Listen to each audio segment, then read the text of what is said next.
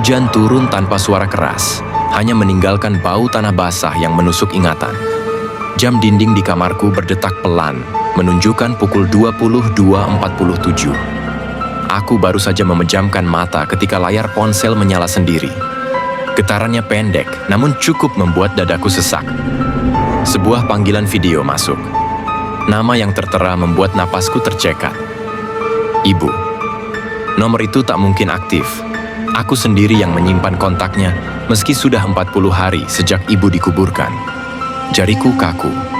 Rasanya seperti menyentuh sesuatu yang seharusnya tak disentuh. Aku menolak panggilan itu, berharap layar kembali gelap.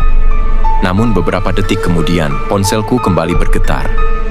Lebih lama, lebih memaksa. Layar berkedip, seolah baterainya hampir habis. Hawa di kamar mendadak dingin, padahal jendela tertutup rapat. Aku merasa tidak sendirian.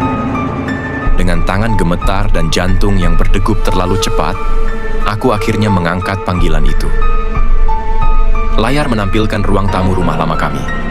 Aku mengenalnya dengan sangat baik. Sofa coklat kusam, meja kayu penuh goresan, dan lampu gantung yang selalu berkedip sejak dulu. Kamera seolah diletakkan di sudut ruangan.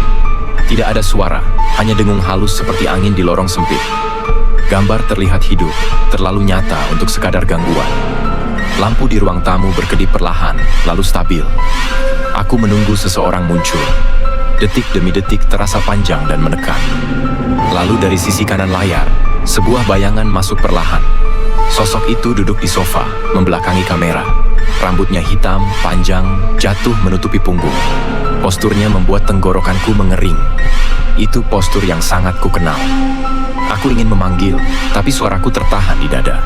Sosok itu tidak bergerak, seolah hanya menunggu. Udara di sekitarku terasa semakin berat. Aku sadar, aku sedang menatap sesuatu yang seharusnya tetap tinggal di masa lalu.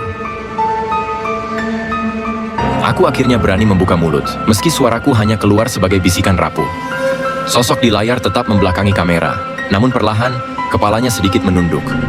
Dari pengeras suara ponsel, terdengar tarikan napas panjang, berat, seperti paru-paru yang terisi air. Lalu suara itu muncul. Serak. Pelan. Namun jelas, suara yang dulu menenangkan masa kecilku. Suara ibuku. Ia tidak memanggil namaku. Ia hanya berbisik agar aku tidak pulang malam ini. Kalimat itu terdengar terpotong-potong, seolah diucapkan dari tempat yang sangat jauh. Lampu ruang tamu kembali berkedip cepat. Bayangan di dinding bergerak tidak wajar. Aku ingin bertanya kenapa, ingin tahu apa yang terjadi. Namun sebelum aku sempat berkata apapun, layar dipenuhi garis statis. Panggilan terputus tiba-tiba. Beberapa detik kemudian, sebuah pesan masuk. Tulisan pendek, dingin, dan menusuk. Jika aku pulang, aku tidak akan bisa pergi lagi. Aku tidak pulang malam itu. Aku memilih menginap di rumah teman, meski rasa gelisah tidak pernah pergi. Sekitar pukul 3 dini hari, ponselku kembali menyala. Tidak bergetar, hanya menyala. Sebuah video masuk dari nomor yang sama. Tanganku terasa mati rasa saat memutarnya. Video itu menampilkan bagian depan rumah lama kami. Sunyi, gelap. Kamera bergerak perlahan menuju pintu, seolah ada seseorang yang sedang berjalan masuk.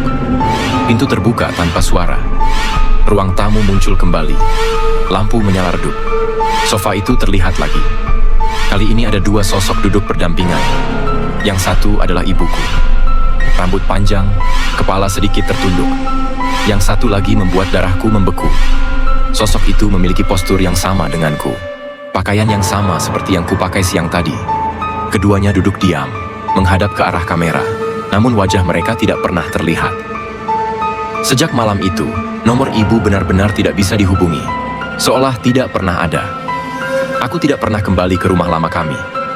Namun setiap kali aku melewati gang itu, rumah tersebut tidak pernah terlihat kosong. Lampu ruang tamunya selalu menyala redup, bahkan di siang hari. Tetangga bilang rumah itu sering terdengar suara langkah pelan pada malam tertentu. Ada juga yang mendengar nada dering ponsel dari dalam, berulang-ulang, tanpa pernah diangkat. Aku tidak berani memastikan kebenarannya. Kadang, di tengah malam, ponselku sendiri menyala sebentar, lalu mati kembali tanpa notifikasi. Aku tahu, ada sesuatu yang masih menungguku di sana. Sesuatu yang menyerupai ibu, dan sesuatu lain yang menyerupai diriku. Rumah itu tidak memanggil dengan suara, ia hanya menunggu. Dengan sabar, dengan sunyi. Hingga suatu malam, mungkin aku lupa peringatan itu dan memutuskan pulang.